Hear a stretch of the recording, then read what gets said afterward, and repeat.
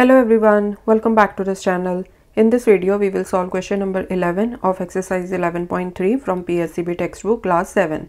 In the figure, PQ is equal to QR and PR is equal to 56 centimeter. So PR is equal to 56 centimeter. PQ is equal to QR ये भी given है. The radius of inscribed circle is 7 centimeter. ये यहाँ पर ये जो circle दिखाया गया है ना, इसका रेडियस गिवन है 7 centimetre. Q is centre of semi circle. ये जो पॉइंट Q है ये इस बड़े वाले सेमी सर्कल का सेंटर है. Okay, what is the area of shaded reason? आपने इस शेडेड रीजन का एरिया निकालना है. सो इस फिगर को देख के आपको आई थिंक अंडरस्टैंड तो हो ही गया होगा कि इस क्वेश्चन को कैसे करना है. पहले आप इस बड़े वाले सेमी सर्कल का एरिया निकाल लो, फिर उसमें से आप रीजन 1, रीजन 2 एंड रीजन 3 इन तीनों के एरियाज को सब्ट्रैक्ट कर दो. That will give you the area of shaded reason. ठीक है, सो सबसे पहले हम इस बड़े वाले सेमी सर्कल का एरिया निकाल लेते हैं. अब देखो, एक सेमी सर्कल का एरिया क्या होता है? सर्कल के एरिया का हाफ, क्योंकि एक सर्कल को आप दो सेमी सर्कल्स में स्प्लिट कर सकते हो. सो एक सेमी सर्कल का area that is equal to circle के एरिया का half. So area of larger semi circle is equal to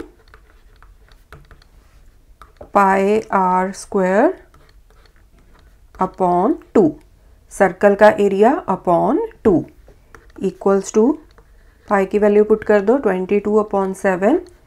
ये नीचे जो 2 है डिनोमिनेटर में, इसको भी हम डिनोमिनेटर में रखेंगे. मल्टीप्लाई बाय आर की वैल्यू हमने निकालनी है. अब यहाँ पर देखो, ये जो बड़े वाला सेमी सर्कल है उसका डायामीटर हमें गिवन है 56 सेंटीमीटर, क्योंकि Q इस बड़े वाले सेमी सर्कल का सेंटर है. So that means PR is the diameter.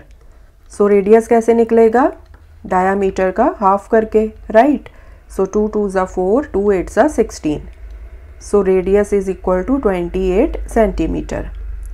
So 28 multiply by 28. 7 1s are 7, 7 4s are 28, 2 1s are 2, 2 2s are 4. So this is equal to 22 into 2 44. 44 को 28 के साथ मल्टीप्लाई कर लो. 8 4s are 32. 3 carry, 8 4s are 32 plus 3 35. Multiply by 2 4s are 8, 2 4s are 8. So 2 8 plus 5 13, 1 carry, 8 plus 3 11 plus 1 12. So 1 2 3 2 centimetre square. अब हमने area निकालना है reason 1, reason 2 and reason 3 का.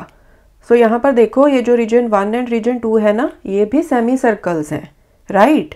And in semi circles का डायामीटर हमें given है. Given कैसे है? मतलब कि हम निकाल सकते हैं, क्योंकि PQ is equal to QR ये क्वेश्चन में हमें यहाँ पर गिवन है. PR टोटल लेंथ हमें पता है 56 centimetre. So PQ and QR इनकी लेंथ क्या आएगी? 56 का half. So PQ is equal to QR is equal to PR upon 2, मतलब 56 divided by 2. So this is 28 centimetre. Okay, now in दोनों सेमी सर्कल्स का डायामीटर हमारे पास आ चुका है. रेडियस हम निकाल लेंगे एंड फिर वहां से हम इन दोनों सेमी सर्कल्स का एरिया निकाल सकते हैं. एंड ऑल्सो ये दोनों सेमी सर्कल्स इक्वल हैं, इनका एरिया इक्वल आएगा बिकॉज इनका डायामीटर सेम है, राइट. सो यहाँ पर हम लिख लेंगे radius of each smaller semi circle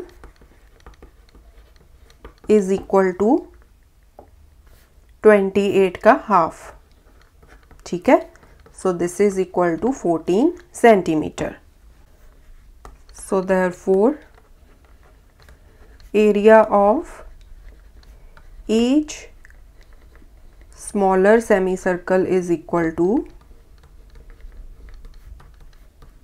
pi r square upon 2.